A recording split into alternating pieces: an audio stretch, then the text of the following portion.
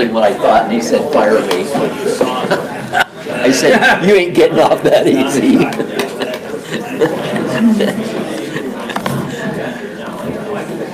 You know, the truth of the matter is, after, I don't know, a basic insurance of 300,000 or whatever, then you get excess, not that much. No, it's a couple $100 for $1 million blanket or umbrella policy. A year?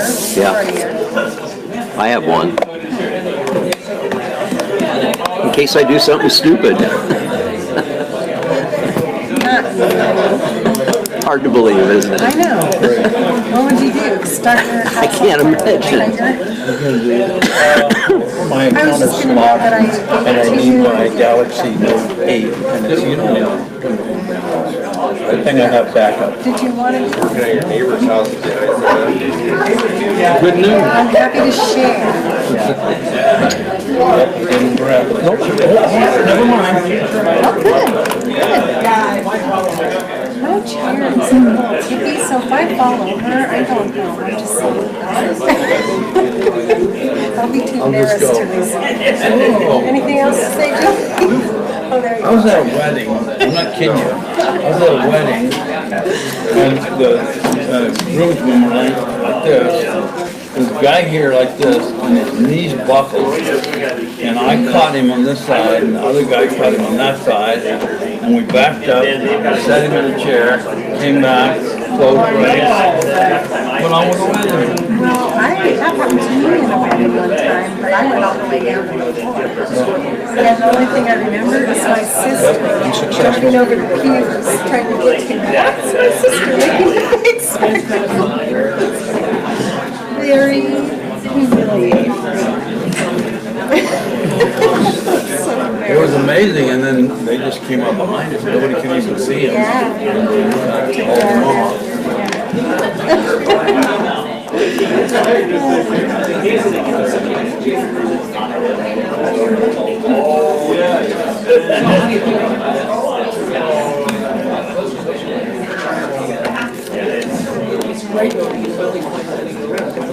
It is. Well, actually, what I do is I talk to them. I say, okay, what are your favorites? Okay, sure, all your sports, all your Wish I knew Linda was coming.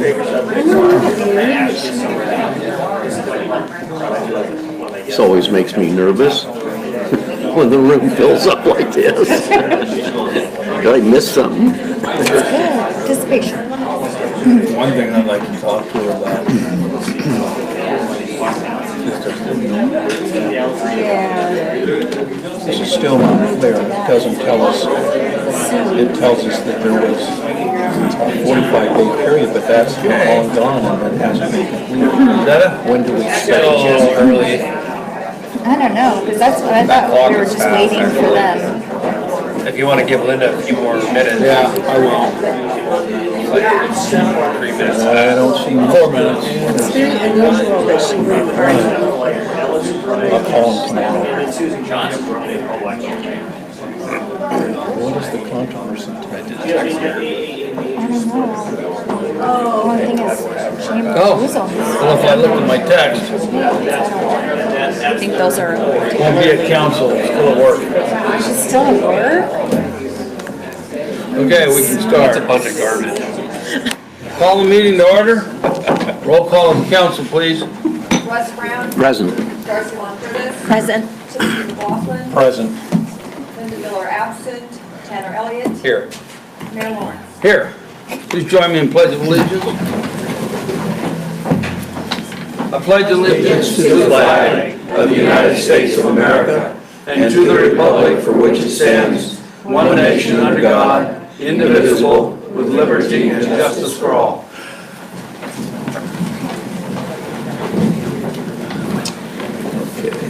Next item on the agenda is approval of the agenda. Do I have a motion in that regard? There are no changes. I'll move to approve the agenda as presented. Second. I've been moved and seconded to approve the agenda as presented. Is there any discussion? All those in favor signify by saying aye. Aye. Any opposed? That passes. Next item on the agenda is presentation proclamation, Dalles Area Chamber of Commerce quarterly update.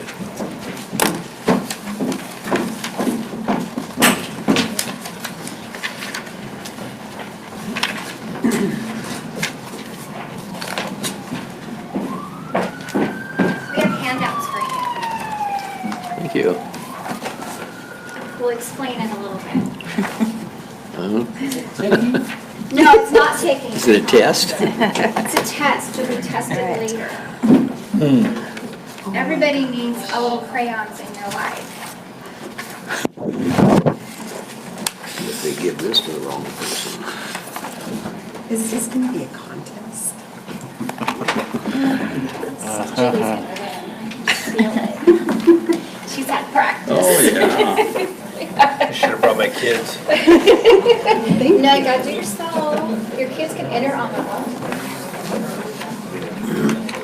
I'll leave one for Lindsay. Okay, thank you. Because I don't want her to miss out.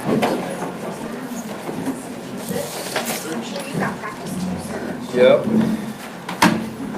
Yeah? stay in the lines.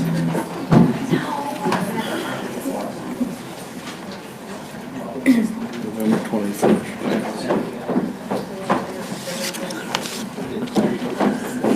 He is a test.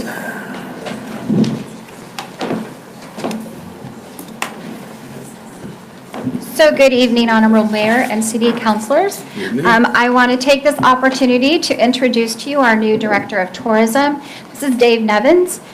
He has moved up into our amazing community from Arizona, and I'm going to actually pass the mic to him, and then we'll begin our report. Hello, everyone. Thank you all for being here. So just going over the report that we have, you've got a number of pages there to look at. Depending on what you saw, I will share just a few things. We were real happy with what we saw in our reports. Just on the lodging page, we'll share that one thing that was disappointing was the lodging on the second page of the lodging is the numbers are down for the last 2 months, but we attribute that probably to the fires that happened during the summer. So just of note that we've got some numbers that are a little bit down, but we were higher than the averages for the other, the other categories, the U.S., the Pacific Northwest, and the Hood Gorge region. So plus on that. I'll direct you to the media page, which is easy to find because I did not label it. So it's the next page. Just directing you to that, you'll notice that we have reached over 29 million people via media, and I'm sure there's probably some others that have been reached through some of the media that we're not able to track or haven't tracked.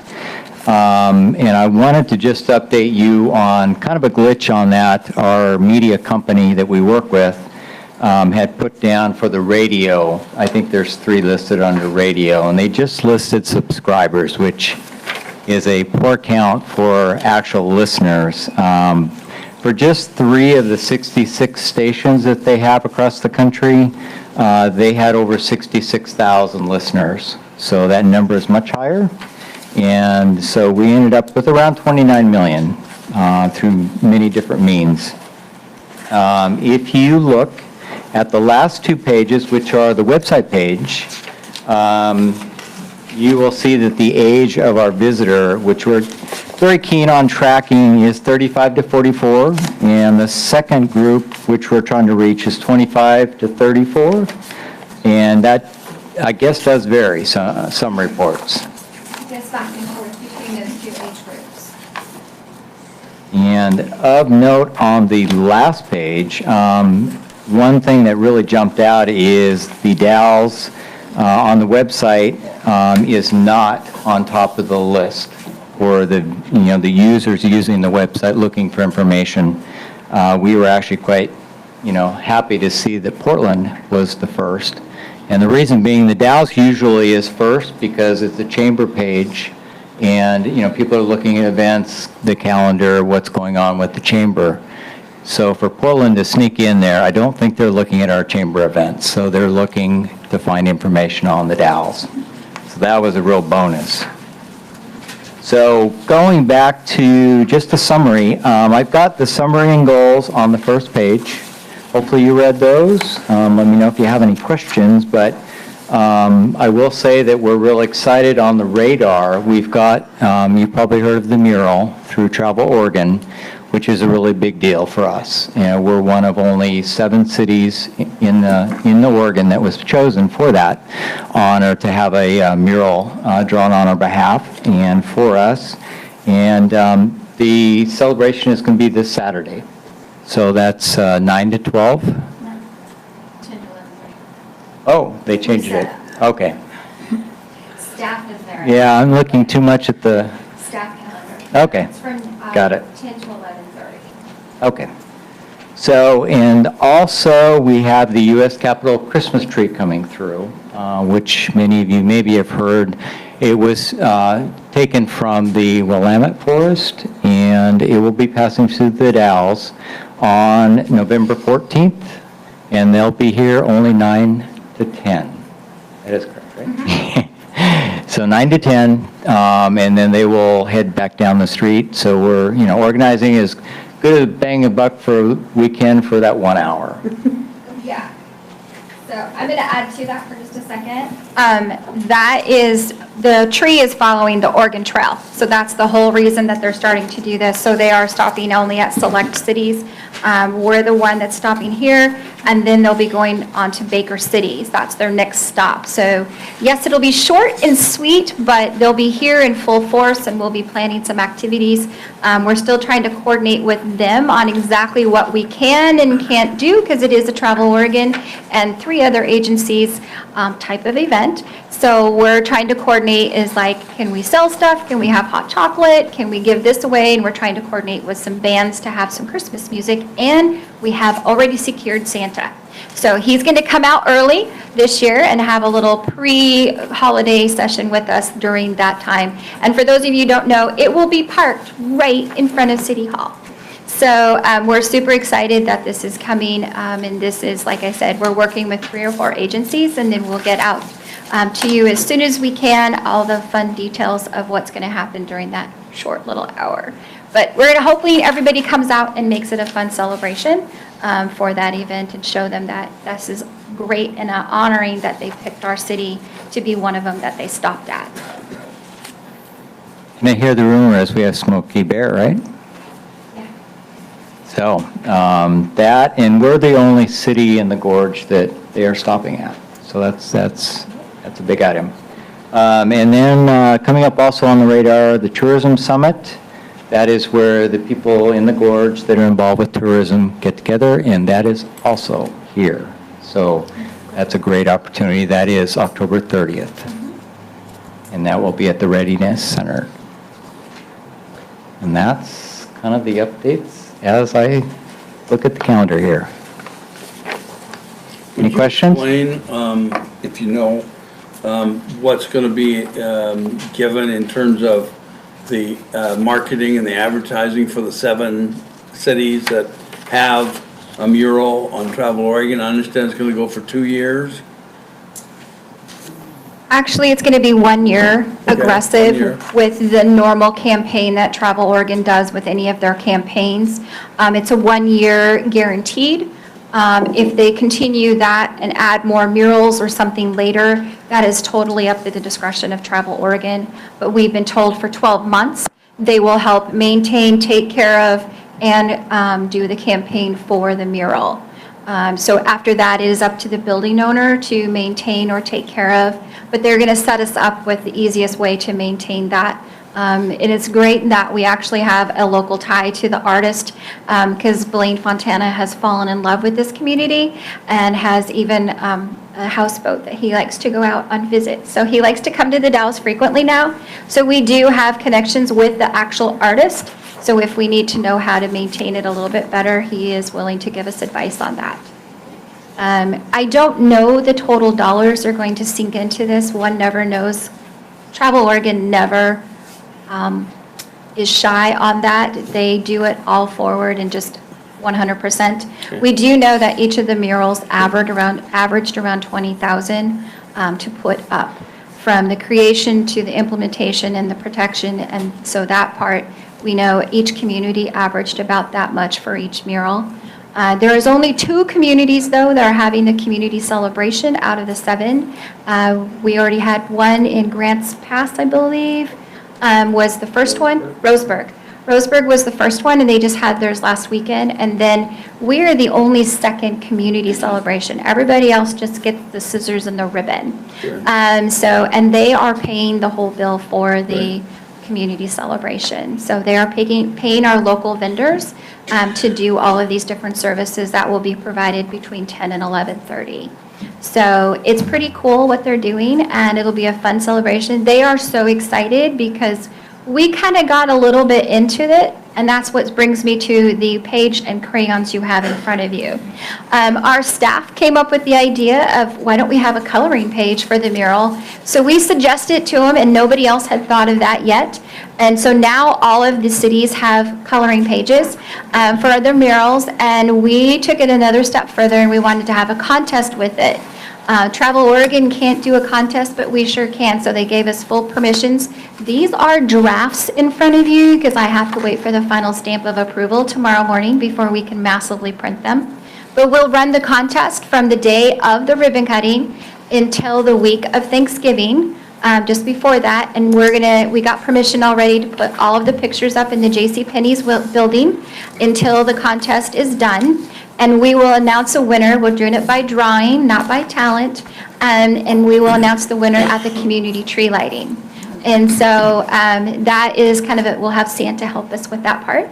And so we're pretty stoked about that part. It's just a fun thing, and they got super excited that we liked it. We will be also offering a special charm to our charm bracelet on the day of the event. And then that charm won't be available until the next renewal in April. And that'll be a regularly offered charm, but in a different color. So we're just having fun with it, and Travel Oregon thought that was so cool. So that is why I was interviewed last week at Travel Oregon by all of the different media they brought. And then the one station that carried us was OPB, and they did my interview, and then they also carried it in the article. And that went out to about 18 other publications who picked up that interview. So the Dalles was put on the map all over the place just for this event. And so it was amazing to watch all of these Google alerts come into my email. But so it's out there, and so people are aware of what's happening. They're following this. So I do expect some definite visitors just to come see our murals. And we talked about the historic murals in the OPB interview, that we have a town full of those. We had 16 for people to go look at, and they can just follow all of them. So the OPB loved it. I have a feeling they'll be here for the ribbon cutting, along with a few other Portland medias coming that day for TV stations. So it is a pretty cool thing that we got picked out of all of the towns in Oregon. So we're pretty excited about that. Thank you. Anybody else have any questions? All right, thank you very much. Awesome. Thank you. Welcome, Dave. Thank you. Good to be here. Next item under presentation is Blue Zones project update.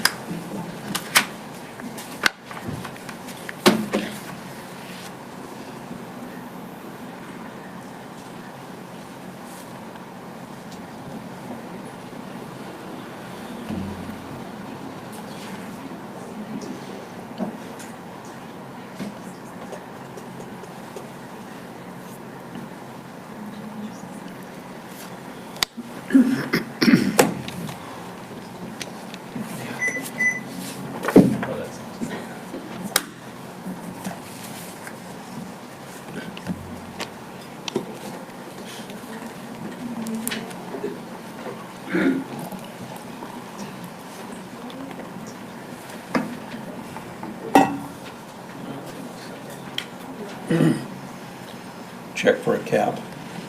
No, You got that? Okay.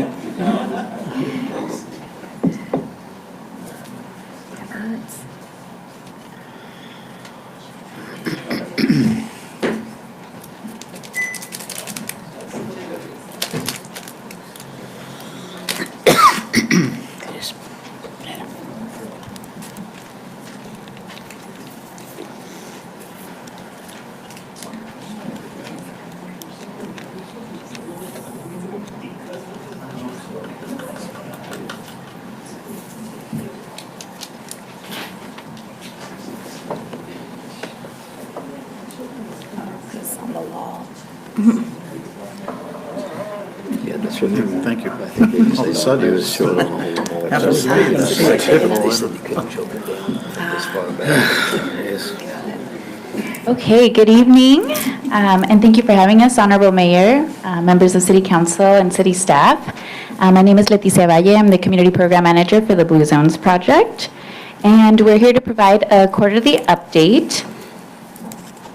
We want to thank all of our local sponsors and Cambia Health Foundation for making Blue Zones Project possible.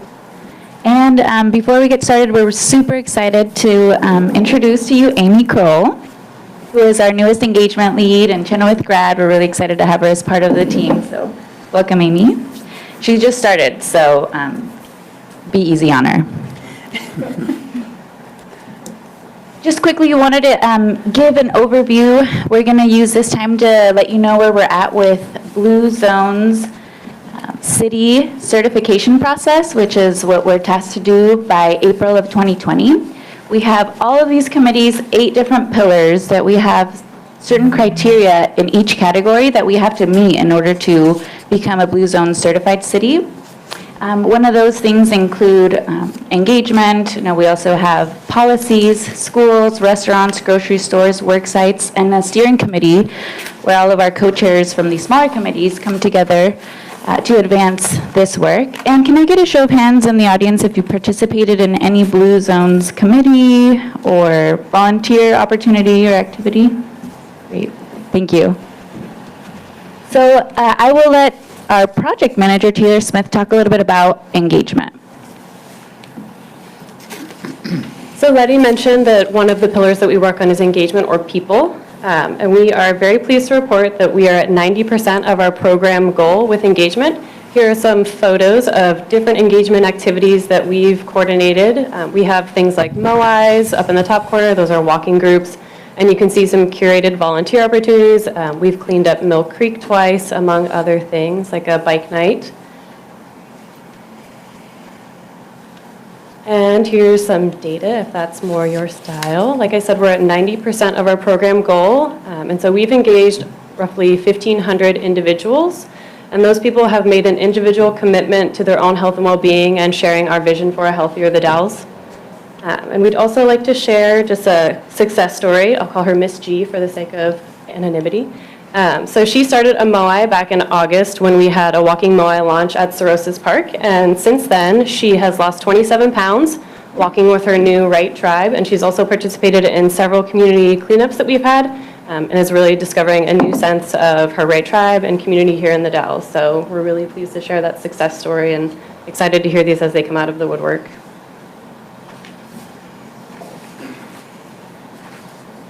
Another measure that we use when we're talking about engagement is media. It's really important to us that through media we're able to highlight all of the great work that's happening here in the Dalles with a heavy focus on those stories being positive, because there is a lot of great things happening here with and without Blue Zones Project, so we just like to highlight those.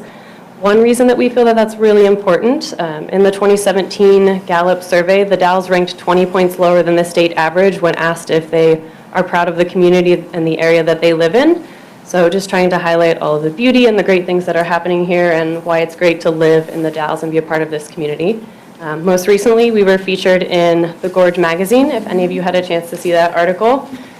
We also have a monthly feature in the Dalles Chronicle. It's on the back page. It's called Healthy the Dalles. So that comes out the first Sunday of every month and features an update on different things that we're doing. just to keep folks up to date and involved.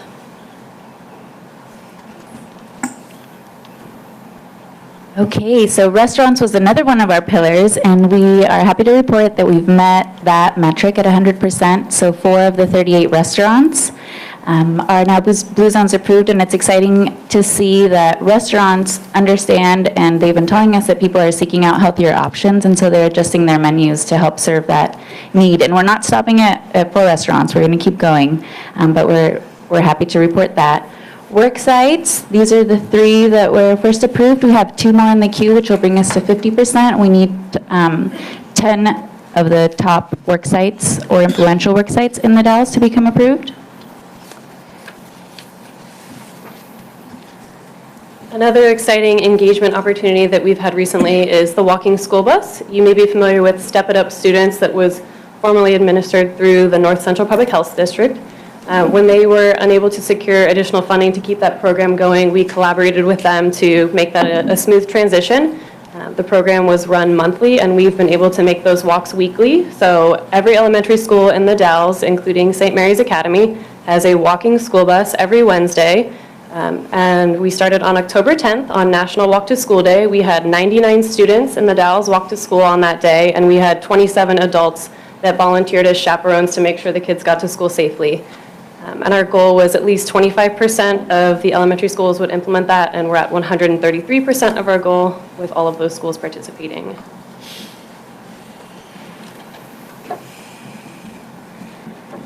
You know, when we first came to the Dalles, often people were asking, what is Blue Zones going to do for us? What is it that you're doing? And so the example that we've been going back to is our Marquee project. And when I say we or when I say our, I'm referring to everyone that raised their hand and people that aren't here. We all work together as a team.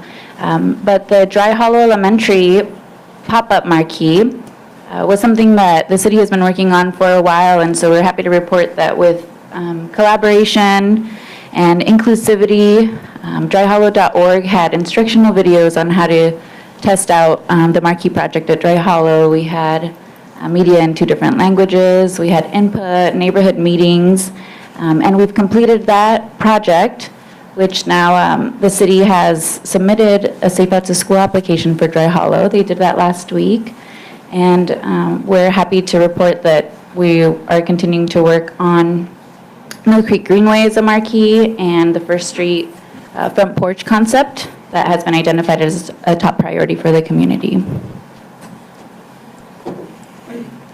So Dan Burden was invited back. Our committee has a lot of projects going on, and he was here on September 25th. 44 community members participated in the Blue Zones Project Built Environment activities to help inform and design Safe Routes to School master plan. Both the other 2 marquee projects, but now we've already gotten started with Chenoweth Elementary Safe Routes to School application. For Blue Zones, for the Dalles to be a Blue Zone certified community, we have to pass 17 policies, 9 under built environment, and I'll just highlight that one of our policies is finishing and adopting the Safe Routes to School master plan, which we're doing. For food, we have to pass 5 policies. The one that we're really excited about, and I'll briefly mention, is we're working with the city to offer an incentive for healthy menu items for all new mobile food trucks.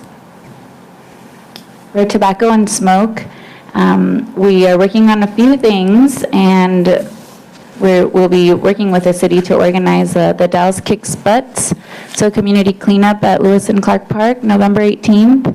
From 10 to 1, and we'll have lunch and some other activities, but more to come. And this is kind of looking at overall where we are with our certification status. You can see restaurants, walking school buses, and Marquee we're at 100%. IP means in progress, so grocery stores are close, schools are in progress, community policy is in progress, and work sites will soon be, hopefully tomorrow, at 50%, and 90% of individuals with a goal of, by the end of the year, engaging with at least the 1,640 individuals. And I'd like to bring up for our last few minutes Victor Johnson to speak a little bit about his experience being on the Blue Zones Project Steering Committee and Built Environment Committee.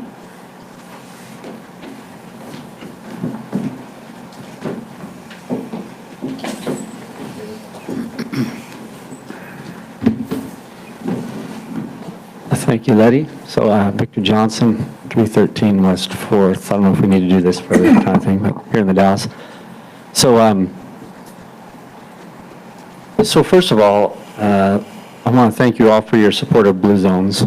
We've had a lot of success in less than a year. And when I say we, as Letty did, I mean all of us together. Where this Blue Zones team shines is really at connecting individuals, groups, and agencies to solve problems jointly, which creates far more success in far less time. Blue Zones wouldn't take credit for the projects, but their impact can't be denied either. Blue Zones, the Dow, is an example of what a focused group of people with specific goals can accomplish, and we're just getting started. Blue Zones brings a lot to the table that might not be obvious to everyone. The Blue Zones brand inspires people. You see the people here, as they mentioned here, the people in the Dalles think that the Dalles is kind of a crummy place. Maybe the Dalles isn't so great. The Blue Zones inspires people to make changes in their own lives and inspires them to get involved in the community, like the cleanups that we've done. As Letty mentioned, Dan Burden was here. Blue Zones has this great network of people that have solved the problems that we're working on. Per phone call away, they'll fly in and help us with what we're doing. Blue Zones is really good at getting things done, getting the right people in the right room and on the same page, rowing in the same direction, if you will. It's been really great to watch and be a part of. And in the outreach area, one thing that this team we get with is real engagement with the Latino community, which is an important part of the Dalles that is frankly hard to connect with. I think you've all kind of experienced that with Letty. I mean, everything is inclusive and culturally inclusive. A lot of the stuff is in Spanish and English, which is rare in any Blue Zones across the nation. It's really rare to have someone like Letty that can fill that role. And Blue Zones can be a real bridge for the city to that community, both directions. And this team that we have here, it's a really incredible group of young people. We're so lucky to have them working for the betterment of the Dalles. They're part of this community, and they work as hard as anyone I know to make the Dalles a better place, a happier, healthier, more functional place. In a business, one of the hardest things to do is attract and retain talent. So I think it's going to be really important for us to keep this talent that we have right here, right now, working for us. So the city of the Dalles has contributed in major ways. Without people like Dale McCabe, Steve Harris, Matthew Klebs, Dave Anderson, we wouldn't be having a completely different conversation. So the city investment this far has been vital, and later there's going to be an ask.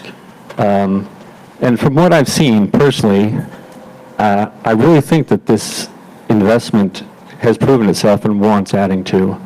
We need to double down and leverage all that Blue Zones brings to the table to accelerate the progress that's being made here in the Dalles. And like all of you, I'm a volunteer, and my precious time, I give to Blue Zones because I see that it's making big difference, a big impact right here, right now, in front of us. And there's this saying that more gets more. The more success that we have, the more success we're going to have, and the more success we're going to have. It's a virtuous cycle.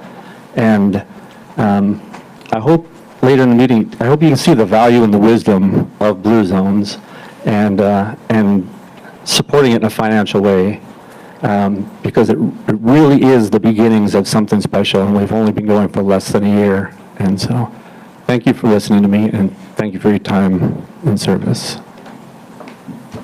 Thank you. Do you have any questions for us? I just had a comment. Just looking at your pictures, to me, it's exciting to see a lot of people involved that I don't normally see involved. So I think that's wonderful that we're reaching a whole different demographic. Yeah, thank you. The second cleanup, of the 25 people that showed up, I think 20 were new people, which is really great. We're happy to see that too. Mm-hmm.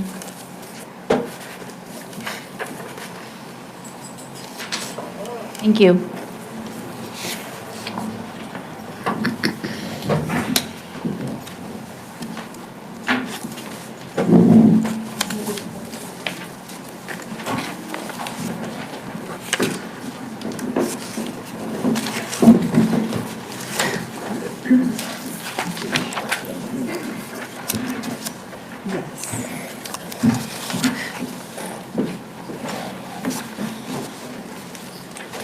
So at this time on the agenda, this is audience participation. During this portion of the meeting, anyone may speak on any subject which does not later appear on the agenda. 5 minutes per person will be allowed. If a response by the city is requested, the speaker will be referred to the city manager for further action. The issue may appear on a future meeting agenda for city council considerations. Anybody who wishes to address the council?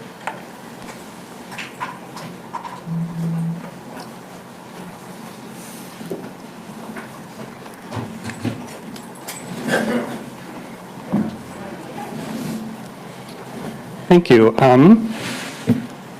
Eric Gleason, 704 Case Street, The Dalles, Oregon. I'm going to read to you a letter that we've been passing around and have over 123 signatures so far for this letter. So concerning the Waldron Drug Building. Honorable Mayor and City Council, we write to you at this time to urge the Council to reconsider your action of the September 24th, 2018 council meeting directing staff to prepare an RFP for the demolition of the historic Waldron Drug Store. And respectfully request that you instead direct staff to work with interested community organizations to find a path forward to the restoration and reuse of the historic Waldron Drug Store building. Over the last few months, substantial progress has been made toward the goal of saving and restoring this important piece of the history of the Dalles and the state of Oregon. In a series of weekly meetings, additional brainstorming sessions, public outreach, and site visits by experts, and documentary research, we have been able to gather important background information about the building, its condition, the issues of ownership, the Union Pacific right-of-way, and the projected timeline of wastewater treatment plant improvements and expansion. These are listed below. We learned that the 25-foot safety right-of-way only applies to UP-owned property and that the Waldron Drug Store is entirely owned by the City of the Dalles. We learned that the city purchased the Waldron Drug Store in 1978 to mitigate the effects on the private owners of the building caused by shifting the Union Pacific tracks to the north side of First Street. We learned that the building was purchased by the city specifically to preserve it, and that access to it was ensured by the establishment of a pedestrian crossing of the railroad tracks at Washington Street and by the construction and improvement of the Port Hall Road. This road continues to provide limited access to the building from the Madison Street crossing via the north side of the wastewater treatment plant. We are investigating the reopening of the pedestrian crossing of the railroad tracks at Washington Street. We learned that the long-term plan for the wastewater treatment plant does not envision expansion off the current site for at least 20 years. We consulted with contractors and determined the cost of rehabilitating the building and the feasibility and cost of moving it. We've identified grants and other funding sources to complete the renovation and reuse of the building. With this background research done, it's now time to look at all of the possible options for the restoration and reuse of this building. We propose to prepare several detailed, tangible, and obtainable options and present them to the council and the community for input at public meetings. Based on the input received, we will prepare more detailed plans and timelines and present a plan to council for final approval. What we need to proceed on this path is council consent and a reasonable amount of time, 6 months probably, to carry out this important task. Undersigned, thank you for your consideration. And I'll give this letter with the signatures to Izetta, and then I have copies to pass out to you all. Thanks.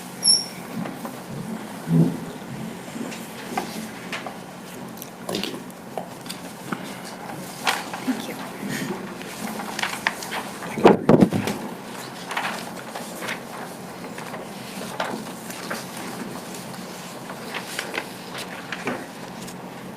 Thank you.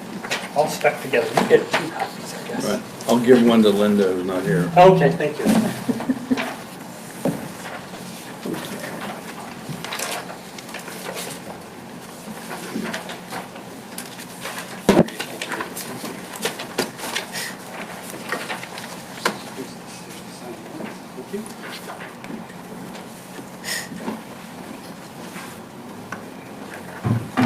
I guess I'd just like to add that we continue to work on this actively.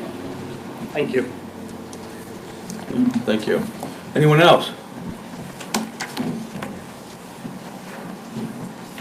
Sheila Dooley, 3300 Bensel Road, Mosher. And Honorable Mayor and Council, The Waldron Drug Building is an historically significant building for both the Dalles, Oregon, and the nation as a whole. It is recognized as a primary resource on the National Register of Historic Places. As the last remaining historic building on the north side of First Street, it provides the only visual reference for visualizing the width and feel of First Street. It was built by stonemason Henry Clint, who was Philip Clint's great-grandfather in 1863. He has played many roles over the years, starting as the Waldron Brothers Drugstore. Some other uses included serving as a post office, Masonic Lodge, a ticket office for the Dalles, Parkland Story and Navigation Company, and Parkland Office Building starting in the 20s, and as a sign painting business and artist studio for the well-known local artist Percy Manser. We have an opportunity to restore this building and make it an asset to the community again, rather than having it join the list of all the other historic buildings in the Dalles that have been torn down over the years. Easily visible from the town and Interstate 84, this is a building visitors see and remember as historic the Dalles. Its facade inspired street banners and the design of the Union Street underpass. Restored among other uses, the building would serve as a welcoming site to visitors arriving on cruise ships. It has been a part of the life of our community for almost from the town's inception. It has withstood fires, floods, and neglect over the years. It now faces its greatest threat, demolition. Most of the public is unaware of the planned demolition. There has been no article about the vote in the newspaper. There appears to have been a rush to demolish, as at each of the 3 meetings at which this was on the agenda, different reasons were given. A group of citizens has been investigating these concerns and believe the vote to demolish was not justified. It has been frustrating to be left out of the process and unable to provide input at the 3 meetings. At the September 24th meeting, reasons given for the demolition included liability, stability of building, and cost. If the building were turned over to a nonprofit, these would no longer be the city's concern, as the city would no longer be liable for the building. In regards to a future expansion of the wastewater treatment plant, the Waldron Drug Building was purchased with general fund monies in 1978 and was never planned to be part of this expansion, which won't be needed for an estimated 20 to 40 years according to the long-term master plan for the wastewater treatment plant. And we urge you to please consider your decision before it's too late. Thank you. Thank you.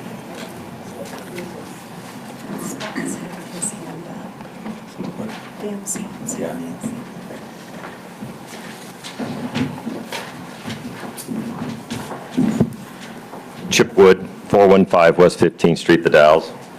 I'd like to address the council, but mostly Councilman McLaughlin and Brown, since they're both up for re-election. I've known both of you for 30 years, and I've never questioned your integrity. In fact, Councilman McLaughlin was my band teacher years ago. But over the past 4 years, your actions on the council have jeopardized your integrity, and I'm hoping that you'll explain some of your decisions. 4 years ago, this council redesigned the level of development on the streets past Thompson Street, and in that process, they decided that Thompson Street would be a main artery feeding the area, and when developed, Thompson needs to be widened, have sidewalks, curbs, and crosswalks, making it safer for pedestrian traffic. Then Councilman Brown said, I think in the next meeting, no new roads. We'll try to fix what we've got. A couple months later, you voted to change the street development rules regarding who pays for street improvements. A couple of months later, you decided to rebuild Thompson Street because, gosh darn it, it was just so bad. And you found $200,000. And then Dave Anderson said he didn't feel right about putting a new surface on Thompson without fixing the storm sewer drains. And so you found another $250,000. This was all done without addressing any of the safety improvement issues that you had just discussed 9 months earlier. But you did solve Councilman Elliott's development problems on 15th and Thompson and saved him $100,000. And then you were extra generous and you gave him a one-time exclusion on the gravel street improvement policy. And so you built a new road on 15th Street, and you could still kind of hear Councilman Brown's words echoing, no new roads, unless it's for a council person. The council, Councilman Elliott, that saved the gravel, using the gravel street improvement policy to develop 15th Street, saved Councilman Elliott $12,000. This is why the State Ethics Commission said naughty naughty and slapped the Councilman Elliott with 4 different violations and got his hand caught in the cookie jar, all because of your backroom deals. After being found guilty, you never once censored him, and you sat idly by when Councilman Elliott and Mayor Lyons tried to bully and censor Councilwoman Long Curtis for asking pertinent questions about John Frederick's bankruptcies and whether he should serve on the Urban Renewal Board. Is this because he's one of the mayor's cronies, one of your backroom boys? And you voted to fire city manager Nolan Young, the best city manager the Dalles has had in over 60 years. You gave no reason, no discussion, more backroom deals. So, Councilman McLaughlin, when your daughter gets hired by Gene Parker, eyebrows go up and people wonder, did she get the job because she's your daughter? Mayor Lawrence, I think we're getting in an area of personal attacks. This is about the 4th time I think Mr. Woods has come up and expressed his feelings. You have no more time. Okay. Mr. Spot, you had your hand up? Thank you, Mr. Mayor.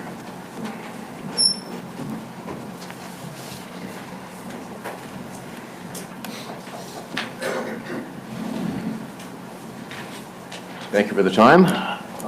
My name is Dan Spotts, speaking in my capacity as Executive Director, Institutional Advancement for Columbia Gorge Community College, 400 East Scenic Drive, The Dalles.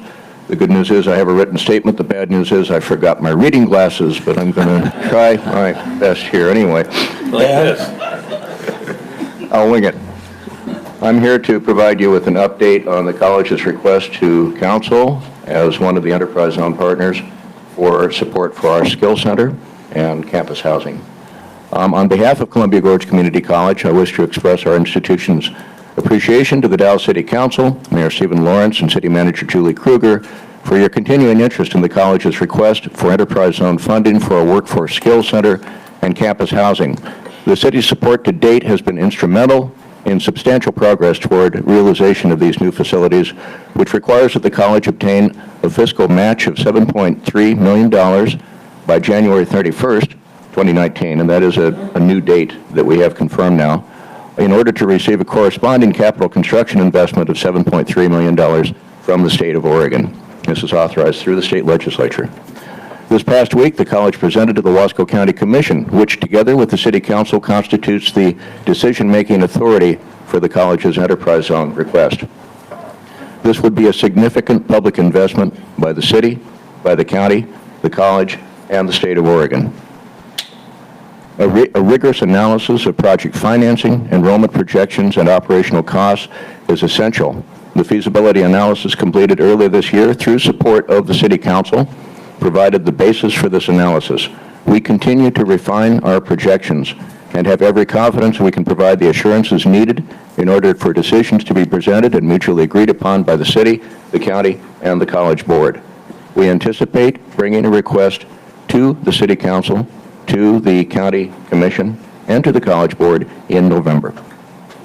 Enterprise Zone partners will meet in early November, I believe it's November 1st, thank you, to discuss the process through which this and other requests from various public partners should be determined. Columbia Gorge Community College looks forward to participating in that allocations process. We welcome the opportunity to address any and all questions related to our request. Wanted to provide you with that update. Any questions?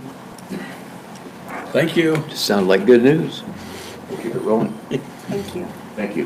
That was important to have that update so that the council knows that to expect it on the next agenda. Right. All about communication. Thank you. Thank you. Anyone else wish to address the council?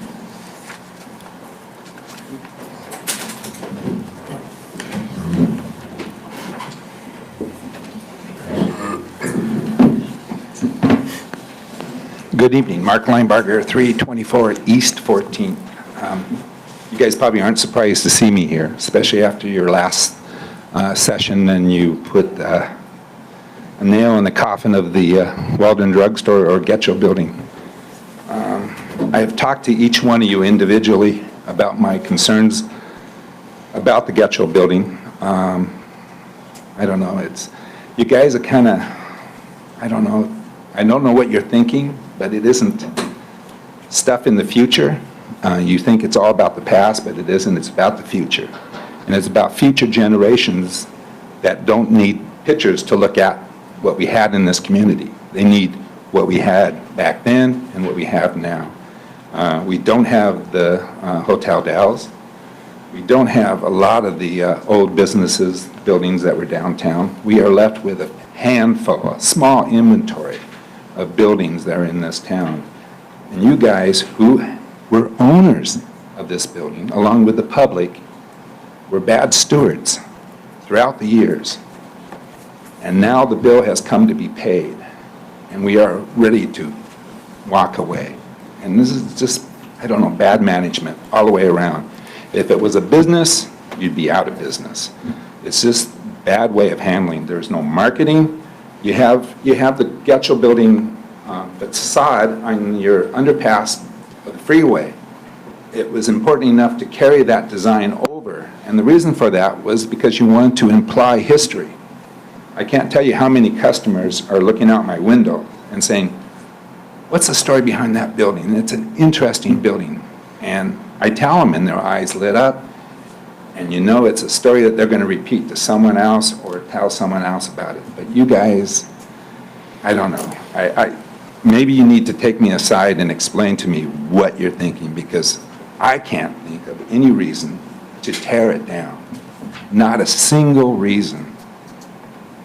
So please, get a hold of me, explain it to me why you guys think it is important to get rid of a piece of history that will never be back on this planet again once you tear it down. Never. I mean, it's done. It's final. So I'm waiting. You guys know my phone number? I'm down at the saloon. Explain to me your reasoning behind this.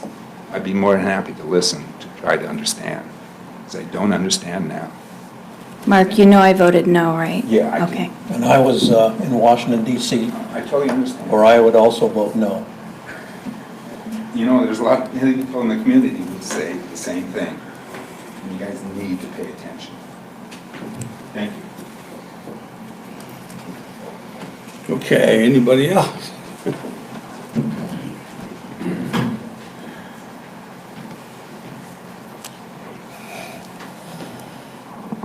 Carl Verhoeven, 1624 Montana Street, The Dalles. Your Honor, members of the council, I'm impressed to come here to the chambers and see that picture of Celilo Falls, which reminds us all of something that we lost that can never be replaced. I'm on the board of something that was almost lost, the original courthouse. I've been on that board since 1977.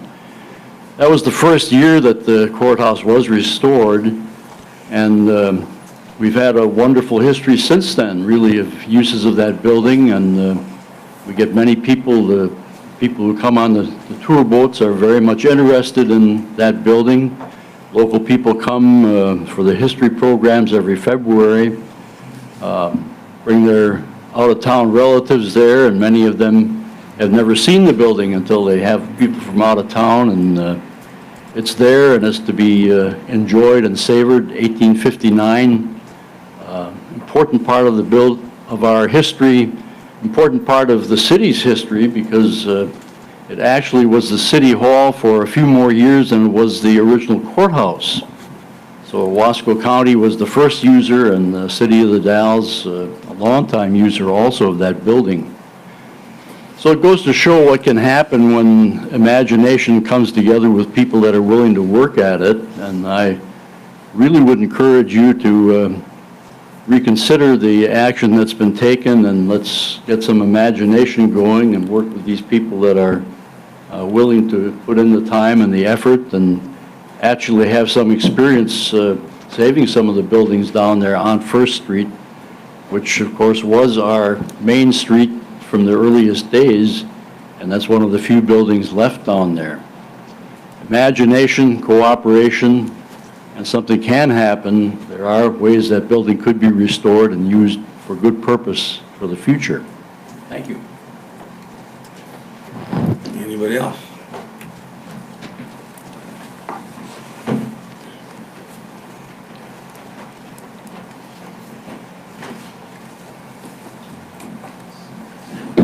This is Carolyn Wood, 1709 Liberty Way, Dallas. I wasn't going to say anything, but what hasn't been said is to remind you that a few years ago, while I was on council, the council voted then that it was important to save the building, and that's why we put in about $250,000 of money to repair the roof and to keep it so that it would not deteriorate as rapidly. We at that time agreed that it made sense that in the years when the sewer treatment plant needed that space, that we would, our thought was, yes, then maybe it could be torn down. So that isn't in the offing for quite some time, and I agree with the statements that have been made, that this is a significant historical building. Another building that's been through the same trauma is the old St. Peter's Landmark. In about 1970, it was supposed to be torn down, and it was local people who came together who raised the money to purchase it and save it, and it's one of our greatest landmarks now. So I think it behooves us as a council to allow the community to maintain it. It can sit there, and as far as I'm concerned, nothing needs to be done to it. But if the community wants to, I think that's certainly legitimate. And it certainly has a story to tell, and I think that's what we should also work to tell the story that goes with that. The Clint family was very proud of the fact that great-grandpa was one of the stonemasons that built that building, and that is a continuous history. There are other family generations. The research is being done to find other connections, but I agree with comments that it needs to be saved. Thank you.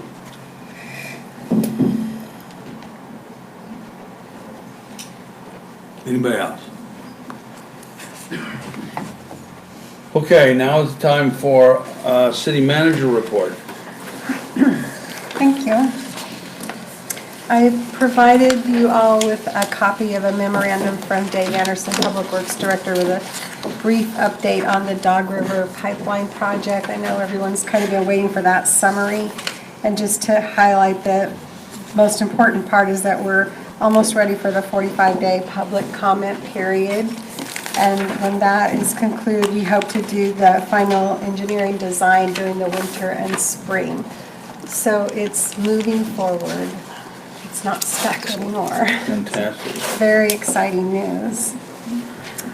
Also, the city staff participated in a telephone conference call last week with Wasco County, Wheeler County, Gillum County, Sherman County, State of Oregon building codes. So we were all in the telephone meeting together, and everyone got to hear the same information from the state. And following that, Wasco County has pulled back their letter stating that they were going to turn building codes back over to the state effective October 31st to do some more considerations. So we've been studying that as far as, is it something the city could do? And I don't know, Jean, if you heard the same thing I kind of heard, we couldn't even do it unless the counties have to kind of own the programs, and then they could contract with the city to do their management of the program, but we could only take over the program for the city of the Dalles ourselves. So a lot of questions were answered in my mind, but we're going to put our research on hold for a little bit so that the county now has an opportunity to rediscuss that issue. Then also, I just wanted to let you know that on the November agenda, we do have the Parks and Recreation District ready to come present their master plan work. So we'll have that. And then the December meeting, Councilor, you asked for an update from Ameritize, and they will be in December. So we finally got all those scheduled. And then we've been working on our Citizens Academy, and we are going to be ready to launch that in January. So hopefully next month we'll be able to provide you with copies of the kind of the curriculum and the application. We're having it done in English and Spanish. So we hope to reach a broad group in our community with that. That's all I have tonight. Thank you. City Attorney. Just one item from the council's information. I mentioned, I think, in my weekly update that on Thursday, I'm scheduled to go down for the oral argument on the land use appeal by Mrs. Hunt for the property on East 19th Street. We still have not heard about the status of the record involving the 13th and Perkins property, and when I'm there, I'm going to maybe ask what happened with that, because I filed a response to the objections Mrs. Hunt filed, but I've never heard anything back. Normally, they rule on the objections and let us know one way or the other, and for some reason, it seems to have kind of stalled, so I'm going to try to find out where that is. The other item I'll share with the council is this weekend was a little hectic for me. My mother was hospitalized twice in the last 3 days. I went down last night to McMinnville and ended up coming back about 3 o'clock in the morning. It was a long night, and hopefully she will be stable, but if something comes up further this week and I may have to go back to McMinnville, I'll let the council know. I'm hoping I won't have to, but she's 92, and when you get that age, health can sometimes go sideways. But fortunately, the traffic was light last night on the freeway. There's not many people out at 1, 2, 3 in the morning, but I saw a lot of police cars out, though, or stop people. I guess that's good. They were busy. And you have another person in your office, do you not? Oh, that's correct. I should bring Megan Woods here. I should do that sometime. We hired a paralegal. She's been, I think, since September 24th, I think she started, and she's working out really well. But maybe I'll have her come to the council. Good. Thank you. Councilman Brown. I have nothing. Councilwoman Long Curtis. So since, it's kind of been a while since our last meeting, but I went out to Lone Pine and also over to the other in lieu of site over in the Dallasport area and gave out some blankets. And what started the thing at Lone Pine is we had one of the drug treatment facilities from Portland want to come up and meet with people and make sure that they had Oregon Health Plan and see if there were any other resources that needed to be provided out at Lone Pine. So that turned out to be a really good opportunity to get those people some services. I know that there is a need for a new roof out there, so if anyone has some skill or some items they could donate, talk to me and we'll figure out how we can do that. These are people that live in just extreme poverty, something that we wouldn't even consider to be housing. They're literally using that for housing in the winter. I also attended a Q Life meeting, which is our broadband, and we are continuing to work on several projects. We're basically in the phase of actually putting through the Mop-In project. So now we're starting to look out at Lone Pine, not the other Lone Pine, so out by Water's Edge. And so we're trying to figure out about getting some fiber laid out there and getting some clients taken care of as well. And I participated in the urban renewal meeting last Tuesday. And so I guess I don't know what I want to say about that. Councilman McLaughlin. Hang on, Councilor Elliott. This is going to be a long one. All right. On September 22nd, I departed with 5 other representatives from the Dalles to Washington, D.C. as a member of the Dalles outreach team. The trip was a well-planned mission to introduce 3 policy topics and 3 financial requests to elected officials from both Washington and Oregon legislative branches. In addition, we met with teams from agencies such as the National League of Cities, National League of Counties, the Labor Department, and other important federal players. The team also met with key staff from Governor Brown's office located in Washington, D.C. The members included Randy Anderson, CFO, North Wasco County School District 21, Dave Griffith, businessman and member of the Port of the Dalles Board, Dan Spotts, administrator with Columbia Gorge Community College, Andrea Klaus, director of the Port of the Dalles, Scott Hagee, Wasco County Commissioner, and myself. Items such as continuing funding of Perkins Grant, Columbia Gorge Regional Airport projects, support of revisiting forest management practices to reduce the threat of wildfires in our watershed, and the final payment for the Columbia Gorge Scenic Act that remains unpaid. There's 2 million, well, 1.9 million, 1 million for Washington, 1 for Oregon, and that's for economic development. There was strong support from all agencies and legislators to move forward on these requests. I returned to the Dalles with a renewed sense that our voices were heard and action was forthcoming. So it was very successful. And you were very brave to go at that time. Yes, it was eventful. I was invited to speak at KIHR Mark Bailey's show last Thursday, and thank you very much.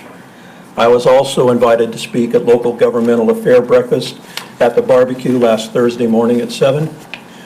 There is a historical landmark meeting this Wednesday that I will attend. Saturday is the mural ribbon cutting sponsored by the Chambers, and I will attend. Councilman Elliott. I also attended the Q-Life participation. I guess I participated in the meeting because I wasn't able to make it, but I phoned in to expound a little bit on what Darcy was saying. The Lone Pine project is going to be kind of a first pilot model of the fiber to the home. So we're going to see how well that kind of takes off, if it's worth maybe expanding in other areas. So we're getting closer on the Maupin project, and things are looking good there. I also attended the urban renewal meeting on Tuesday. That's it. Okay. Since September 24th, I attended the League of City meeting, which was in Eugene. Very interesting. A lot of legislation talk, a lot of talk about homelessness and what can be done. There was even an all-day conference if people wanted to attend that. So we're hoping that some fresh ideas will come out of it.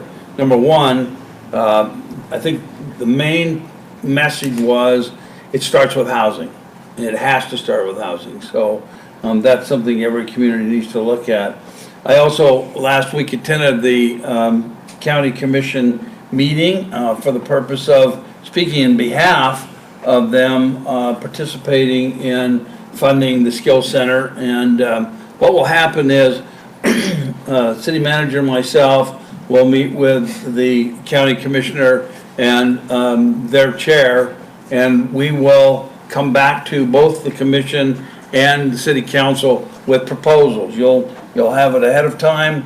It'll be our recommendation about what kind of support we think we need to provide to make sure that the Skill Center gets funded. So hopefully we'll be on target to do all of that in line with Mr. Spott's request. Also was there, I was about ready to leave, and they said, oh, don't you want to be here? We're going to talk about building codes. And what the message I got, I wasn't on the phone conference, but is that the state really said, we won't let the city do it by themselves. So it does have to be the county, and we can participate. So that sort of threw everybody back on their heels, and they had to rescind their letter, which city manager just talked about, and hopefully we'll have enough time to go through a process to see if we can work something out. The threat is that if the state takes it over, the office could be in Pendleton, and developers and builders would have to deal with that. We don't want that. So, and then this morning, I was lucky enough to introduce Senator Ron Wyden, who was giving his 906th town hall, which meets a promise that he made in 1996 to annually have a town hall in every county in the state. Amazing. The Sister City contingent will come in this weekend, and I will be participating and welcoming them. I will also be speaking at the Travel Oregon ribbon cutting for the mural, and the Yakima housing development in Parkdale, or not Parkdale, in Dallasport, occurs practically at the same time on Saturday, but I'll leave the mural festivities and I'll go over there and do double duties. They want to have a groundbreaking, and I really am curious to find out what's going to happen. So that's what I've been doing. Next item on the agenda is called the consent agenda. Items of routine and non-controversial nature are placed on the consent agenda to allow the city council to spend its time and energy on the important items and issues. Any councilor may request an item be pulled from the consent agenda and be considered separately. Items pulled from the consent agenda will be placed on the agenda at the end of the action item section.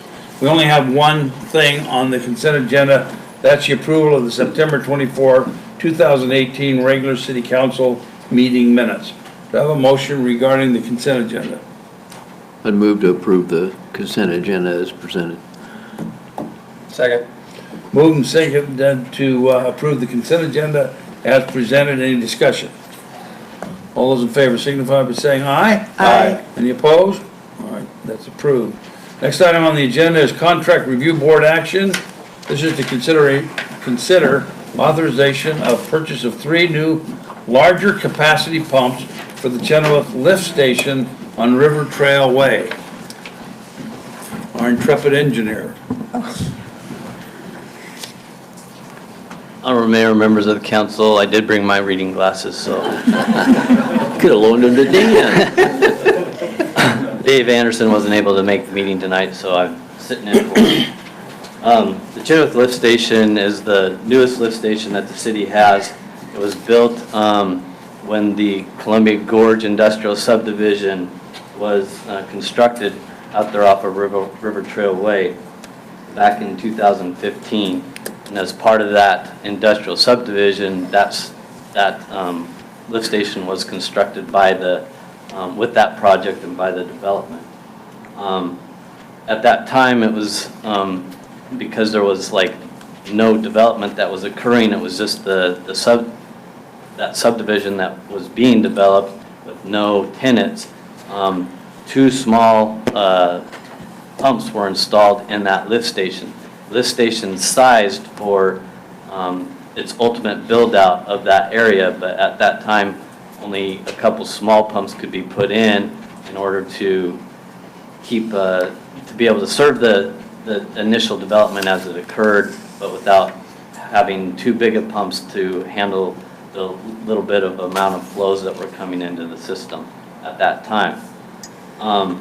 As development is continuing to occur out there, we are rapidly approaching the time that we're needing to remove those smaller pumps that were installed with the initial construction of that lift station and install bigger pumps to handle the development as it is occurring out there. So with that, the city, over the years, we have finalized our pumps for our lift stations of wanting to just go with a single pump by flight, so that all of our lift stations have that same pump so that we don't have to keep working on different ones. And with that, Xylem Water Solutions is the regional source provider for flight pumps. There is a 3-month lead time to procure the pumps that we need to order, so that we're looking at trying to do that in this fiscal year. We have the monies budgeted for that. We are also working with the pump manufacturer to determine the most cost-effective use of those smaller pumps, whether that's reconfiguring them for use in some of our other lift stations, or whether we can sell them as is to some other facility. So we're still working with them on that. With that, we do have the monies budgeted in this fiscal year for the purchase of these 3 new pumps. Let's see, the cost of those new pumps from Xylem Water Solutions will be $90,140. We do have that much money budgeted for in the wastewater fund. So with that, staff is recommending to move to authorize the purchase of 3 new flight pumps from Xylem Water Solutions for the Chenoweth Lift Station in an amount not to exceed $90,140. Any question? So are these alternating pumps? Yeah, there'll be like a lead lag. Okay. And do they stage in based on flow? Yeah. So all 3 of them could run at the same time? Yeah, once you reach that maximum flow.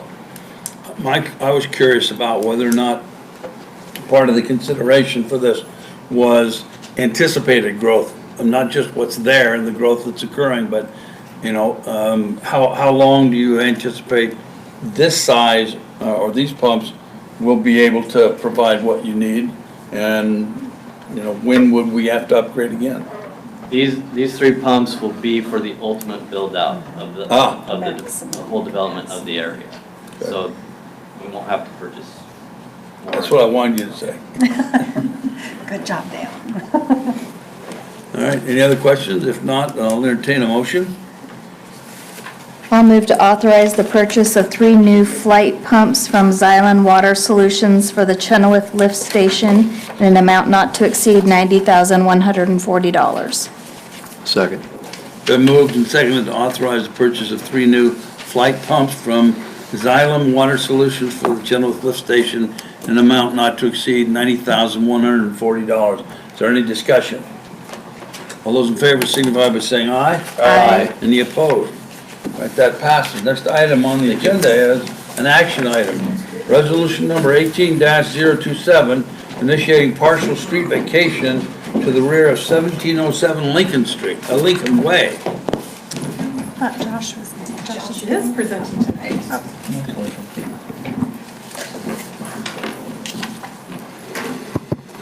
Good evening, Mayor Lawrence, councilors, Joshua Chandler, Community Development Department. The first item on the action agenda is provided in documents before you. Eric and Bethany Studebaker have requested a street vacation process for a small portion of right-of-way to the rear of their property located at 1707 Lincoln Way. The requested vacation area is shown on an attached map. This request has gone through the city's site team review process. There is no concerns with the request, and staff supports the vacation. If approved, the vacated land will revert to the Studebakers as they own the property directly adjacent to the proposed vacation to the south, and their neighbors have signed documents stating that they're not interested in requiring the other half. A consent has been signed by the Studebakers and the north abutting property owner. Enclosed with this staff report is resolution number 18-027, which will initiate the vacation proceeding. If the resolution is adopted, a public hearing will be held on the proposed partial street vacation. This public hearing will require the associated neighborhood notification as outlined in the ORS. Budget implications for this. The costs associated with the proposed partial right-of-way vacation are minimal, which includes public notices and staff time. If the right-of-way is ultimately vacated, City of the Dalles Municipal Code, Title 11 Planning, Chapter 11.16, Street Vacations, requires the petitioner to pay for the cost associated with the filing and recording. Council alternatives, staff recommendation is to move to adopt resolution number 18-027, initiating the street vacation process for a portion of a right-of-way adjacent to 1707 Lincoln Way. The other option is to decline the adoption of resolution number 18-027, which would initiate the street vacation process at the address. What was the reason given for making the request? Just acquire an area of land that they had been using. It's at a dead-end portion. It's on a dead-end alley. Yeah, so they've been taking care of the property, and now they just wanted to get it legally in their property. And no thought, I'm not encouraging this, but I'm just curious, no thought about having that alley go all the way through, or any need for that? You know, I can't speak to that. I do know that the geography of it, it would be pushing the right-of-way right out into kind of a blind corner, I guess you could call it. Yeah, So, I grew up 1 block from there. Okay. I noticed who was signing this. Okay, well, I just was curious. Been sitting there a long time that way. There really wasn't any discussion other than they wanted to fence that in the back. There's no utilities there. We do not foresee any need for any additional right-of-way to be extended through that property. And as you can kind of see, you're familiar with the area. There's a lot of development that's kind of already almost in the right of way in that area. So. Right. Any other questions? No. We have a motion? Sure. I'll move to adopt resolution number 18-027, initiating the street vacation process for a portion of right-of-way adjacent to 1707 Lincoln Way. I'll second that. Moved and seconded to adopt resolution number 18-027 as stated. Is there any discussion? All those in favor signify by saying aye. Aye. Any opposed? That passes. Next item, thank you, on action items is Blue Zone funding request. Thank you, Mayor. I believe, there she is. We have some representatives from the Blue Zones here. Would you like to come to the table? I think she's going to participate. We had a meeting, Mimi and I told her that I would bring this forward to the council. We talked about what my recommendation might be, so it's not a surprise, but but Mimi has some comments to add, I'm sure. So just for a little bit of background, the request was for years 2 and 3 funding from the city. I think at one point in here there might be a reference to years 1 and 2, but it's for years 2 and 3 for $50,000 in each year. And then I talked in my staff report a little bit about the budget process and how this was brought up during the budget committee. And at the time, Blue Zones, I guess for lack of a better word, kind of gave the money that would have gone to them to the Main Street program during the budget process. So they did have an opportunity to have some funding through the budget process and graciously gave that to someone else. So now they're before us to try to get some money for this year and then for next year. So I point out in my staff report that for year 3, the appropriate way to get that funding would be to come before the budget committee. And I know that staff knows to come to me in January so we can get it into the budget process in a timely manner for next year. And then my staff report also talks a little bit about the city's participation to date, because it's pretty substantial, over $15,000 in staff hours, just as an estimate from what we came up with for the various staff who work on committees and help with the Safe Routes to School project, which we also budgeted $100,000 for grant match for the current year for that project. So my recommendation is to decline the donation request for the current year, not because I don't support Blue Zones or think that they should get the money, but because of our process. I think it's really important that we keep a good process in place so everything comes through the budget process, not donation requests throughout the year, which is very difficult for the city council to have to, try to wrestle with every year. So it's not like there's no money, it's just to do it the correct way is why I'm recommending that we deny the request tonight. We do have money in our contingency. Contingency should be used for emergencies. It should be used for programs, things that come up, or special projects that need to be funded because something broke or something happened, and not really for donation requests. That's my philosophy, and that's your financial policies back that up. So that's my recommendation. Any questions, discussion? We set up a process. We used to be that we would sort of entertain at all times of the year. Somebody would come up and ask us for money and we'd entertain it. And we kind of found ourselves with diminishing reserve and diminishing contingency. So we limited the amount of money that was available for grants. And that's a process that's there for people to apply to. And we also asked for that to happen within a certain time, so we didn't have to do that. I think that was a pretty firm policy that this council went through, so I support sticking with that policy, at least at this time. May I just clarify? Yeah. This would be separate from the small grants that we had been doing for the past couple of years. This would be more like the Main Street program funding. It's more of like a partnership program of the city, so it wouldn't have come under the small grants part, but that was the purpose, is all funding requests would be through the budget process, not sporadically through the year. All right, if I might make a comment? Sure. Absolutely, thank you so much. What's So your I'm name? Miriam McDonald, 5574 Cherry Heights Road. So thank you so much. Thank you, City Manager Kruger, for meeting with me and your staff for preparing this report. So I recognize that you all are asking, why are they bringing this request to the City Council now?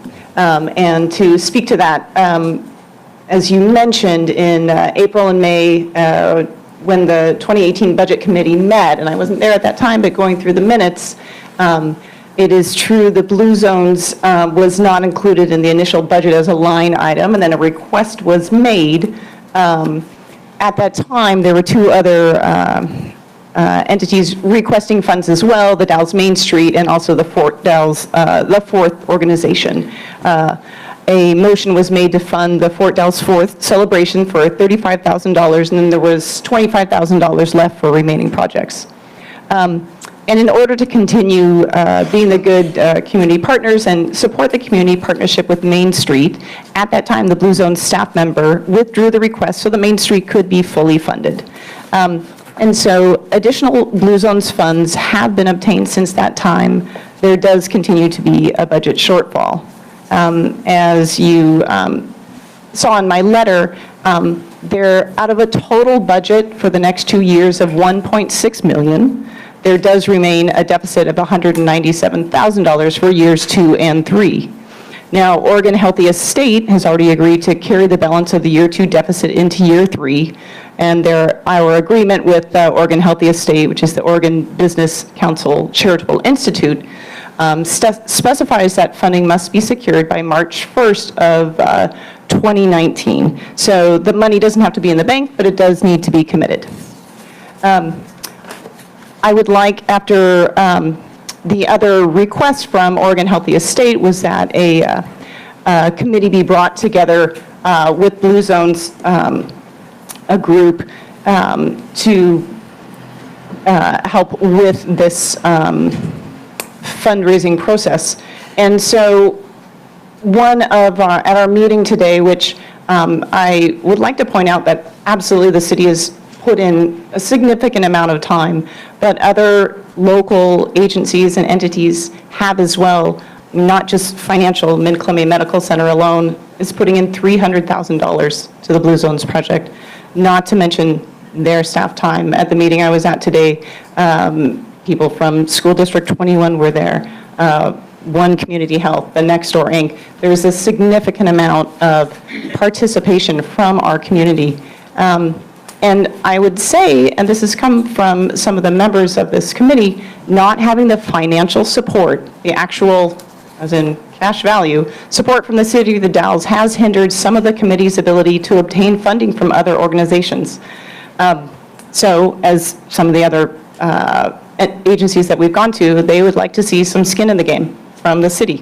Which is why I'm coming to you today asking for something out of the ordinary. It was brought up today that in that Gallup poll of the residents, on the question, are you proud of the community where you live, only 37.2 people of the Dalles said yes. But then if you focus on the positive, there have been more than 1,500 residents of the Dalles have pledged to make a positive change to this community, and that's something that we can all be proud of. As someone who's been a healthcare professional here for over 22 years, it has been incredibly exciting to see the engagement that we have of our community. As I mentioned, I understand that this is out of the ordinary, but I would consider, or I would request that you take into consideration the importance to the city of this project, the relatively small percentage of the total budget of this project that the city is being asked to contribute to, and consider giving either the complete ask of $50,000 or an alternate sum. Thank you.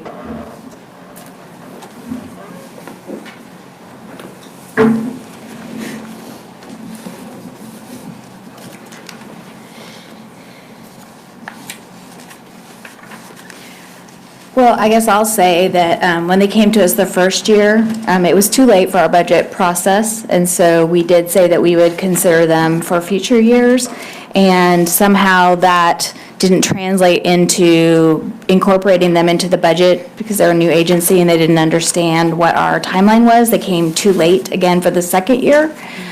So in some ways, I feel like we as a city council, they presented to us and we knew that they asked to be in the budget, and it was kind of our job to help facilitate to make sure somehow that gets discussed.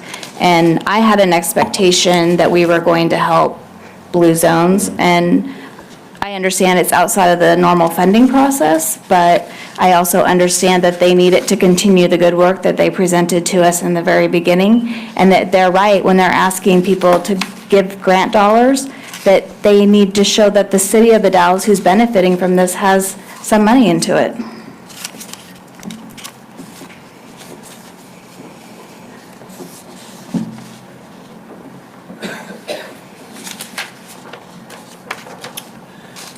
I do serve on the Blue Zone Steering Committee, but I didn't attend today's meeting specifically because I knew that I would be reviewing this vote tonight.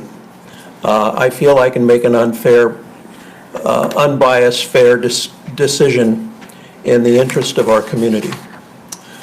With saying that, I stand in favor of granting a $20,000 contribution to Blue Zone project based on the following logic and reasoning.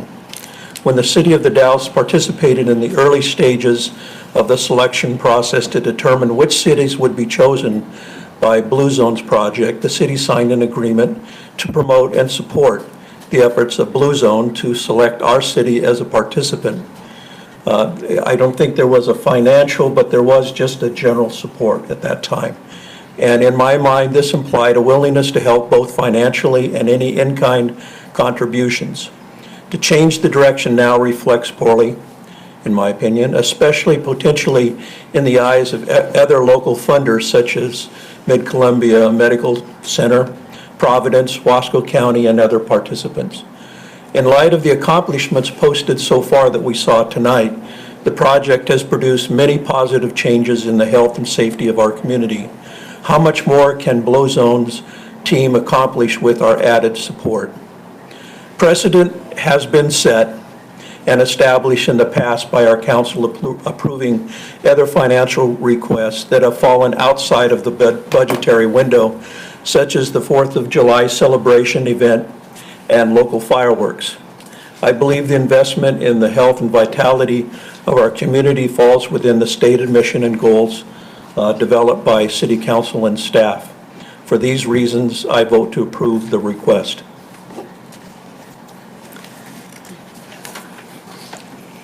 I think if we grant this request, we're reopening a door that we've worked really hard to close over the last few years. I certainly support Blue Zones, but our budgetary process is there for a reason, and I have no doubt that if this request were coming in January for a 2019 budget, it probably would get approved in the budget process.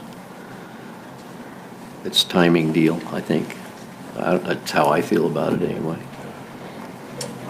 I also support the Blue Zone project. It's unfortunate that they were gracious enough to pass on the money that they were going to get, that we were going to give them onto Main Street. Otherwise, we wouldn't be having this conversation today. However, we are here today having that conversation. It sounds like everybody is in support, including myself, with the Blue Zone project. However, again, as Councilor Brown said, we're trying to set a precedence here with how our funding happens. I agree with Mr. McLaughlin, there has been some exceptions. So, I guess I would really like to see a scenario where maybe that money that they're requesting, I don't know what the time sensitivity is on it, if it could be that higher amount budgeted in our next year's budget. guess, you know, I don't have a vote, but I guess the way I feel about it is that maybe a cautionary process, since there's a timing issue of March or when you have to have the money. I'd like to have them bring it back after they try to do their fundraising. You know, I've always looked at Blue Zone as something that's sponsored actually by an insurance company, Cambia, and the health community, pardon me? It's actually by a foundation. Okay. Which is started by Cambia, was it not? It is the Cambia Health Foundation, Right. so these are donated dollars. Right. And it's been supported by the health community here, which is what I think is appropriate. You know, I get a little concerned about, for instance, in spite of the good work that Blue Zones has done, we could get a request for mental health services, or we could get a request for other medical or health-related type of thing, and then we would be, you know, looking at somebody saying, well, you funded this, why can't you fund ours? So what I'd really like to see is, you know, wait and see attitude, maybe January, February. You know, let the city manager know what fundraising success has been, and if there's a necessity to come back, then do it at that time. One question I had, so the foundation is going to carry that debt forward for what period of time? So they agreed to carry over the second year funding shortfall into the third year. But how far into the third year? Well, so really, as I said, we just need a solid commitment by March 1st. They're actually going to be looking in mid-January. And if it doesn't appear that we have that 197,000 lined up or close to lined up, then they will give 90 days notice to the Blue Zone staff and it will be discarded. There's 197 is for years 2 and 3. 2 and 3, correct. Okay. May I answer your question? I'm sorry. Yes. May I just answer to Councilor McLaughlin? I don't want to argue with you, but I would say that the city has given money if you consider the fact that there's $100,000 in the budget for the marquee project. That's cash. And so it's not that we haven't given any cash to the Blue Zones. And I didn't want to imply that. However. Well, I just wanted to clarify that because that's kind of what I heard. Yeah. And I don't know if the audience heard that or the other counselors, but there is cash and there's a lot of in-kind and a lot of support. And so I just want to make sure that the council understands that staff's been very supportive of Blue Zones in every way we can. Correct. What I did is I looked at the sheet and I looked at those people that are sponsoring Blue Zones, and the city wasn't included on that sheet. And that was disturbing to me because I think that the Blue Zone effort is dependent on other factors and other people that are looking at the city to put some skin in the game, as she mentioned. And so that's why I thought the $20,000 request that I saw on the proposal, am I wrong? That was not my recommendation. That was an alternate. That was an alternative? I was trying to give you some, you could give a lesser amount or all. And that's why I said $20,000, just to prevent catastrophic, if they don't get the funding, if something should happen, at least this would give the capability of other agencies and other entities the ability to say, yeah, the city is included, and we will also match their funding. So that was my logic there. Well, if the $100,000 that's going to that grant was included, then does that go toward the $197 shortfall that you have? So, Or no? no, that doesn't. Are you talking about the matching funds for? The Dry Hollow For the project. Dry Hollow Safe Routes to Schools project, which, I mean, would be seen as a city project as well, right? It's not a Blue Zones project, it's a school district and city project. So they're talking about like specific, like, part of the check, $100,000, not any other type that has to go Above and specifically beyond. to that, yes. That's not, I wish that worked.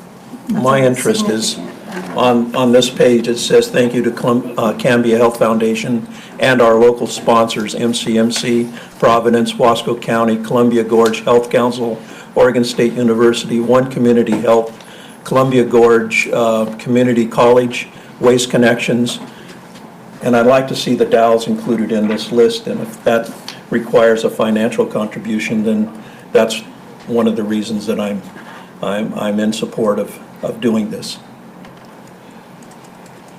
I'd just like to be included as a contributor on this sheet. I understand what you're saying. You just, And we're, kind of goes against our policies. Part of the reason we're sitting here having this discussion is because of and I've other been in, groups that have come forward that you mentioned, and trying to stop that bleeding, so to speak, of having people come before the council every other month with funding requests for their projects. Understand. It's And that's how upfront. to do business.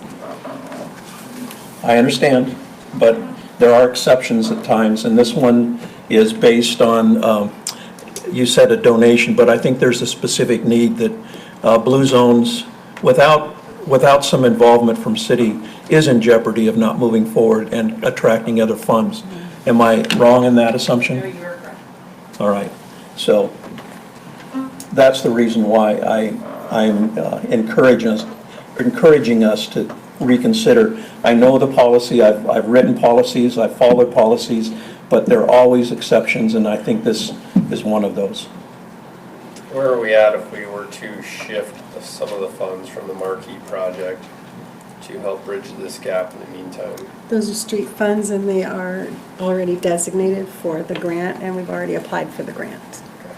So they're not available. Have we identified where in the budget we might have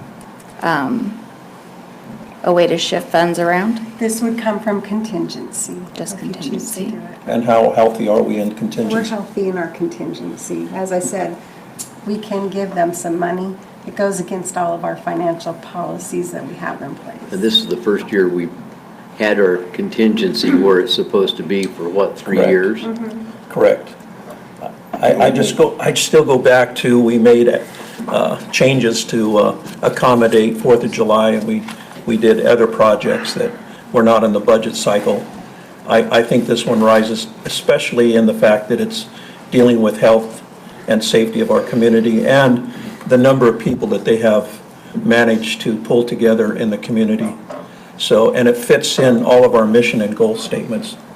Well, I would point out to you, though, that those things that were brought to the finance committee, the budget committee, that's the proper process.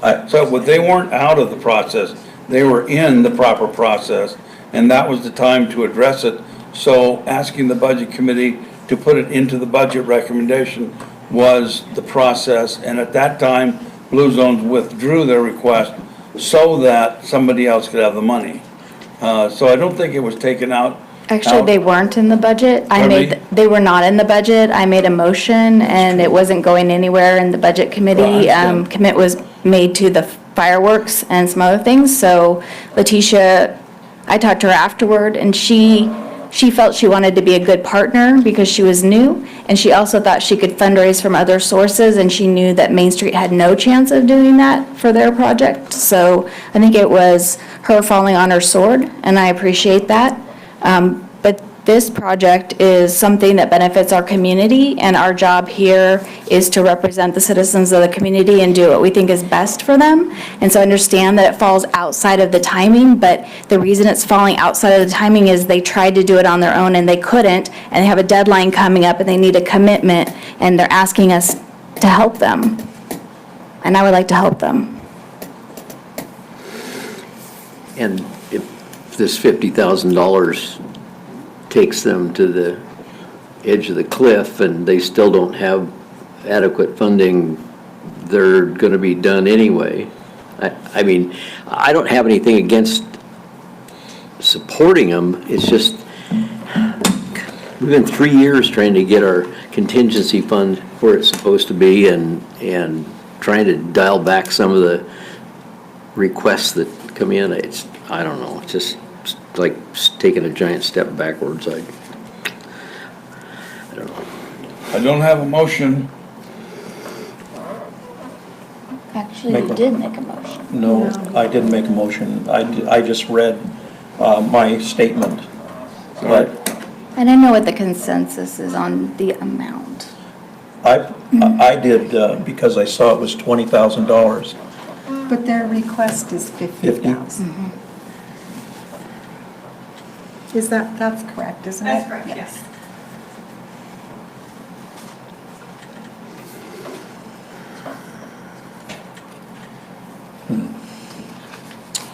Well, let's see if we can put something together that, we need a motion? Yes. How much is in Motion to contingency? proceed. All right. How much is in contingency? I don't have a number. We're fine in our contingency. We are. We're healthy. Okay.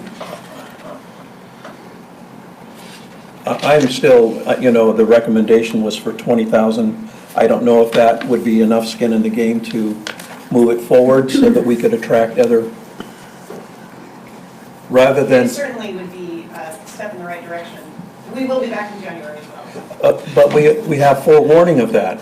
Yes. And we know it, to put it in the process, it can go through the budget committee and then move through the, for review. Yes. So I think this is a stopgap for right now to help their efforts. So I'll make a motion that the city. 35,000. I'm going to push, I'm going to save $20,000 at this time to support the efforts of Blue Zone. I'll second the motion. I'm sorry, could you do the whole motion, which includes directing staff to make the budget Yeah, I amendments? was 'Cause I was then we have to looking for bring it. Do you back. have it in front of you? I've got to pull it up here. Oh, here it is.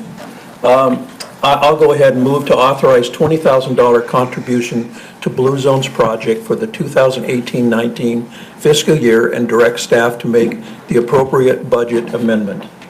Correct? Yes. Good. And I'll second that. I've been moved and seconded to authorize $20,000 contribution to Blue Zone project as stated. Is there any further discussion? Yes, my discussion would be that I was hoping to make it $35,000 because we blew up that much for fireworks, and I think this is equally worth it. All right, we have a motion for $20,000. Would you do a roll call? Russ Brown? Present. No. Yes or no? What's your vote? Yay or My nay? vote? My vote is no. Darcy Von Curtis? Aye. Tim McLaughlin? Yes, aye. Tanner Elley? Nay. All right. I'm going to abstain. I'm not going to vote. Then it's, Well, it's the same as a no. I would vote no. So we encourage you to come back in January, please, and they'll have a discussion at that time. Thank you for your time. All right, thank you. Next item on the agenda is Columbia Gorge Regional Airport mobile home lease approval.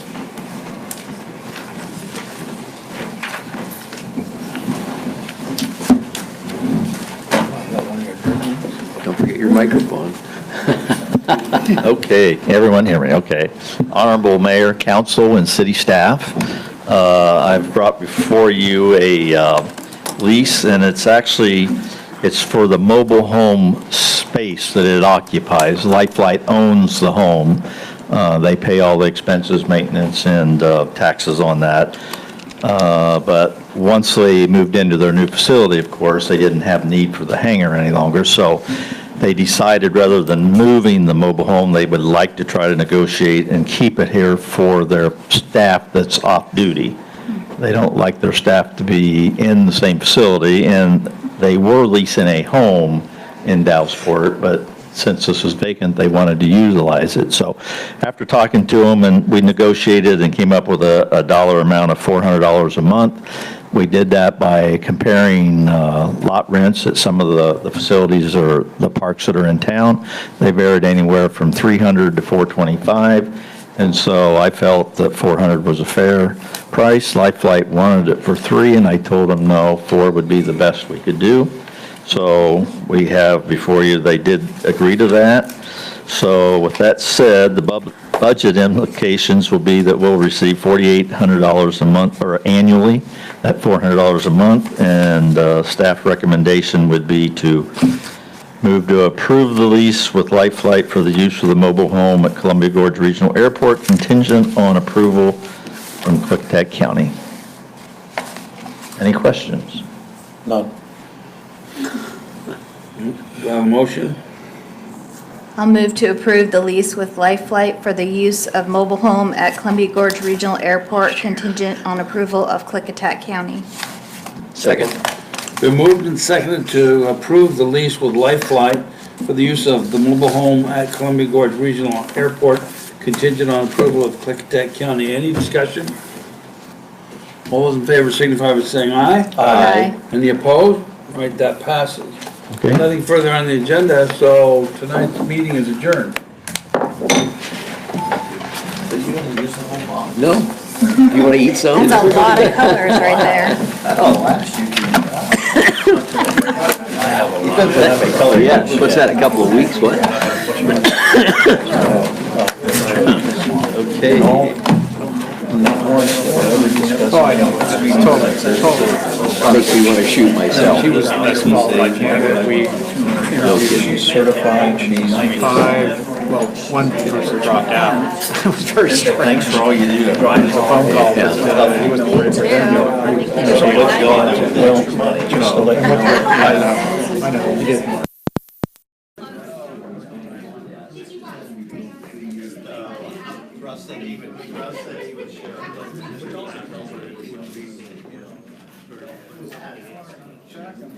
Lisa, we're gonna have our meeting. He's got one more training to go through. That's right. I'm getting them. I'm gonna be out of office. I'm gonna do that. I gotta have a meeting before I leave. I've got one more training for him to go through, and then we're like contract for this too. So Oregon Restaurant Lodging Association. So I've got to talk to Jason. There were some things that were brought up at their last meeting. Why is it not stopping?